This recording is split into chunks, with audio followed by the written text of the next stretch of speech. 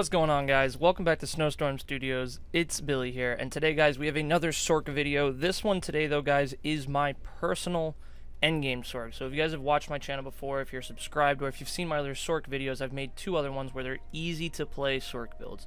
This is a Endgame Sorc build that I personally really like playing. Now, it is not the top meta from what Alcast or Gillian says, but it is what I have found works the best for me. I enjoy using it. It hits right around 33 to 37k depending on Acuity's uptime and when it's proccing, but we'll talk about that later. But honestly, guys, I really love this build. I think it does great for all endgame content. It can beat VMA, it can run vet trials, it can run vet dungeons. You guys have watched it. This is exactly what I run, so I will just call this like the Riku build version 1, because it may change, and if it does change, I'll definitely show you what I've changed. But let's get into it, guys. So the first thing we're going to start with is the character. This is exactly what I like to do. I like to do 61 into Magicka, 3 into health. It gets me at 15,000 health, and the 61 Magicka points help boost up max Magicka. Obviously, since it's a magic build, guys, nothing in stamina. But some people put all 64 into Magicka. Some people put 5 into health and then put 59 into Magicka. It's really up to you, but this is just what works the best for me. If we go down here, the boon we're using, guys, is the Apprentice. So the Apprentice is going to give us spell damage. That is still the best. The Thief will give you crit. The Atro will give you regen. The Lover will give you pen. This is the best for group content because you'll get max pen from healers, tanks, and other buffs that the group gives you. So you do not need to use the Lover. If you're doing a solo parse and you want a higher number, though, the Lover will give you a higher number parse. I hit about 38, 39k when I use the Lover, but it's not accurate to what I'm doing in the dungeon. For the food, guys, we will use Witch Mother's Potent Brew. Witch Mother's Potent Brew is going to give us max Magicka, max health, and increase our recovery. That's really important because my build is not a vampire. Personally, I do not like being a vamp because two reasons. One, they're ugly, which I know sounds stupid, but I care a little bit. And second, you're way more susceptible to fire damage, and that is can be a pain. So for me personally, if you can use Witch Mother Potent Brew, and then there's a couple other things I'll show you that I do, it actually keeps the recovery up. But Witch Mother's Potent Brew is honestly a really cheap food, and it's really good for all Magicka builds. If you're a Magicka build, anything you're doing, I would use it. So then, let's go to inventory. See, I made notes for myself this time, guys, so I don't forget anything, because I always forget, like, one thing. So just, if you see me looking over, darting, I'm like, alright, I need this to be perfect. So, inventory. Uh-oh, we're in the craft bag. Alright, we will start with the weapons, guys. So this is the difference between an endgame build and an easy-to-play build, are these staffs. So on the front bar, we're using the Asylum Inferno staff, and this one is a little controversial to use now because people are saying that using another 5-piece, because staves give you 2 pieces of armor, so using like Burning Spell Weave and then Acuity is better than using an Asylum staff and a 3-piece. Personally, I don't know which one I like better yet. I do not have the Spell Weave staff, so I haven't gotten to play around with it, but I still love the Asylum staff. So it's a 1-piece of armor. Well, it gives you 2, but it basically says every third cast of Force Shock, which is our spammable, guys, is going to apply Burning, Concussion, and Chilled status effects. The Force Shock cast must be made within 10 seconds, which is easy. So it's a really great move, or a great staff, and it'll give you a buff to your spammable. That's why I really like it. The enchantment, guys, we're using on this is a flame damage enchantment. It used to be a shock last patch, but I just like flame for straight damage. We don't need to worry about lightning damage as much, which is something that's interesting because the Sorc has so many, I guess, tools in its tool chest that can utilize shock damage, but it's just been hit so hard that flame is actually better for the Sorc now, which you'll see because we're running double Inferno. And then the enchantment, guys, the trait is infused. So infused just going to increase the enchantment by 30%. So on the back bar, guys, we're using the Maelstrom Inferno staff, and this one's not as controversial. A lot of endgame builds, even if they're doing the 2 5s and the 1, they use this on the back bar. So this one, the only difference, I mean, obviously it's a Maelstrom Inferno staff, and so what it does, guys, is every light and heavy attack deals an extra 1,341 damage in my Wall of Elements. So when I cast this move right here, these do more damage. That light attack is doing more damage. This light attack is doing more damage. But Yeah, it's a great staff. Obviously, people still run it. They still think it's really good. But I'm using an infused enchantment again, so or infused trait again. My bad. So the trait is going to increase the enchantment by 30. But then the enchantment we're using is the Berserker, or weapon damage, spell damage. So increase your weapon spell damage by 452 for 5 seconds. So on the front we have the Flame, the back we have the Berserker. For the monster set, guys, we are using Alambris. You know, Alambris' 2-piece is okay. Scoria and Grothdar and even Zons also put up pretty good numbers on the 2-piece, but it's the 1-piece that's really important to our build. So as I've said a couple times on stream and in videos, light attacks have been buffed because they scale off max magicka. Basically what that means for anyone who doesn't understand, every time you do a light attack, you just hit the trigger if you're playing on Xbox, or just hit the mouse if you're playing on PC. It does more damage because it's scaling off how much max magicka you have. So the more max magicka you have, the better they hit. So I'm trying to get as much max magicka as I can. Well, the 1-piece here gives me 1096. The Magic Sorc suffers sometimes on having high magicka numbers, so we have to find little bits where we can add it in. So this is important to me because I like having that max magicka increase. So Alambris, and then the 2-piece is great too. Both of these Alambris pieces, guys, are going to have max magicka enchantments, and they are both going to have Divine's traits. Divine's going to increase our Mundus Stone, which is the Apprentice. Then for the 5-piece, guys, we're going to be using a Mechanical Acuity. You can use Sororia, you can use Burning Spellweave, and Julianus. All great sets, but for me personally, I found myself hitting the hardest with Mechanical Acuity. I haven't got a lot of playtime with Sororia, but I tried it on the PTS a while ago, and I was not great at the little mini-game of walking the circle, but I've kind of fallen in love with Acuity, so I just carried it over from last patch. So basically, guys, what Acuity does is it's going to give you weapon damage, spell damage, adds max stamina, adds max magicka. And you guys might be thinking, wait, why do you want weapon damage and max stamina? You're a magicka build, and you're right. But the 5-piece is so good, even though our stats suffer a little bit, the 5-piece of when you deal direct damage, that's the change they made. Remember, I talked about this a couple videos ago. You have a 15% chance to gain unerring mechanical vision for 5 seconds, causing your attacks to always be a critical strike. So you basically get 100% crit time. What's really good, guys, is when it only procs off direct damage, it only procs when you're doing your spammable, not when you're dropping your AoEs. So it actually works better. In another video, I explained why I like that. I'll link that down below, why Mechanical Acuity changes are actually better. But it's good for the Mag Sorc because the spammable we're using is direct damage. And if we can proc it when our dots are down and we're spamming, it does a lot more damage and you utilize it much better than if you drop it when you just drop your dots. Because then you only get that 5 seconds, and by the time you're doing your spammable, you only have a second or 2 seconds left. But we use 5 pieces of it, guys. And on the chest, just the chest, we're going infused instead of divines. Remember I talked about that max magicka increase? Infused, increase the armor enchantment by 20%. So that max magicka enchant's going to go on all the armor.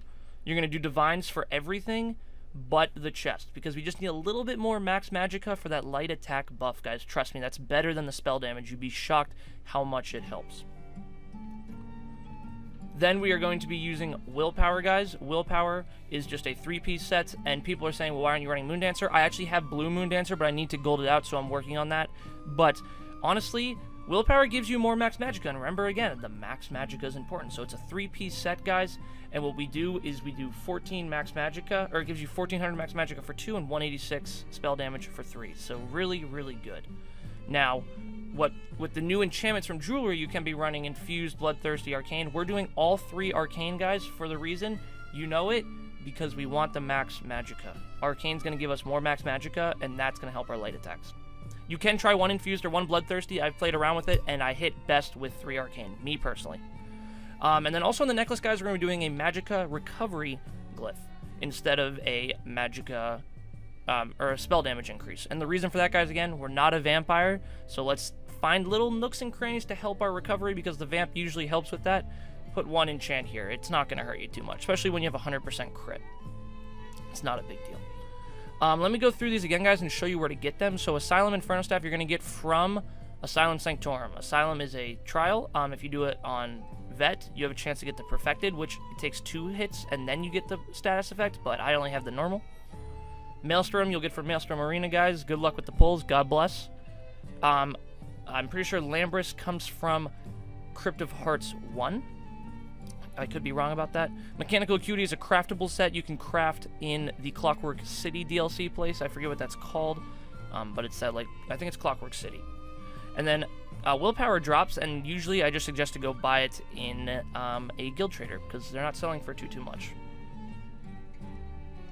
Let me mute my phone here. Oh, guys, this is going to be a long video. Now we're going to the skills, guys. So if you go to the front bar, Crystal Frag, obviously we've talked about Crystal Frag. Only use it when it procs, guys, or it's going to cost way too much magicka, but it's still good.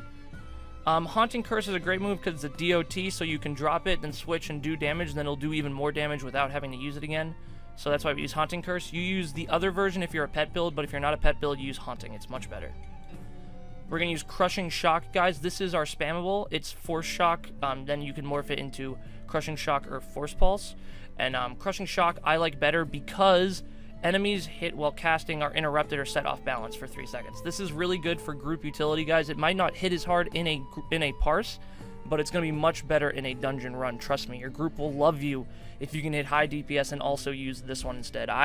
It was tough for me to make that switch, but when I did, it really opened up group play. And also, if you want to beat VMA, you need this move. You seriously do. Bound Aegis, guys, we've talked about the changes here. It says while slotted, you get the max magic increase and the spell and physical resistance.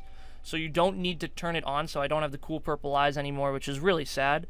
But this makes it so it's just like Inner Light, which is the same thing, guys. You just have it slotted. When slotted, you get 5% max magicka. You gain minor prophecy, increasing your spell crit by 2,191. So these are really both, guys, just for the max magicka increase. Again, getting us better light attacks. You're not actually going to use them. And a lot of people are actually keeping Bound Aegis only on one bar. But for me, I do not. Bound Aegis stays on both bars because the increase in the resistances are really nice in dungeons for staying alive. And they're really nice for having max magic on both bars. But we are moving away from Inner Light because we don't need the crit that much. And we're using Power Surge. And people always get on me because they're like, why don't you use Spell Power Pots and keep Inner Light on? Power Surge does two things, guys, that are absolutely insane. First of all, doesn't cost me money because it's just a move. But secondly, let's read down here. While active, dealing a critical strike heals you for 2,550 health. This effect occurs once every second. So now I'm getting healed, guys, every time I crit. Well, what does Mechanical Acuity do?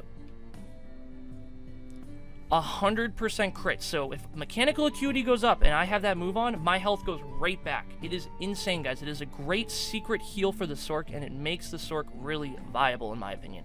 People aren't using this move, and to be honest with you, it doesn't make sense to me, because you do lose a little damage, but you're so much more survivable. Again, guys, Acuity gives me 100% crit, and every time I crit, I heal. So if I have 100% crit, I'm just always healing. Really, really nice little combination there. Also, it does the increase your max magicka spell, increases your spell damage for 33 seconds, giving you, or 20% for 33 seconds, giving you major sorcery, major brutality, all that good stuff. Bound Aegis, as always. Hardened Ward, guy, is going to be the shield. Some people say Empowered Ward, because Empowered Ward gives you more recovery, but Hardened Ward protects you for more, and it scales off max magicka, so if we keep bumping up max magicka, Hardened Ward is going to be very good.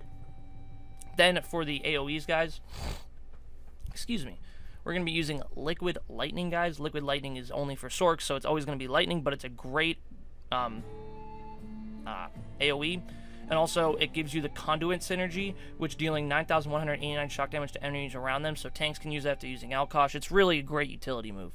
And then we're going to use Blockade of Fire, just the other AoE, guys. Really, really solid AoE. But those are the skills, guys. And then for the ultimates, God, I always forget these. I do not have Shooting Star yet, but I don't feel like I need it because the Greater Storm Atronach is awesome. I love this one, guys. This one has the super long uptime of 28 seconds. It's great for single target and parses. And then back bar, we will use the Fiery Rage, which is the Destiny ultimate, Destra Staff ultimate. So, those are the two ultimates we'll use.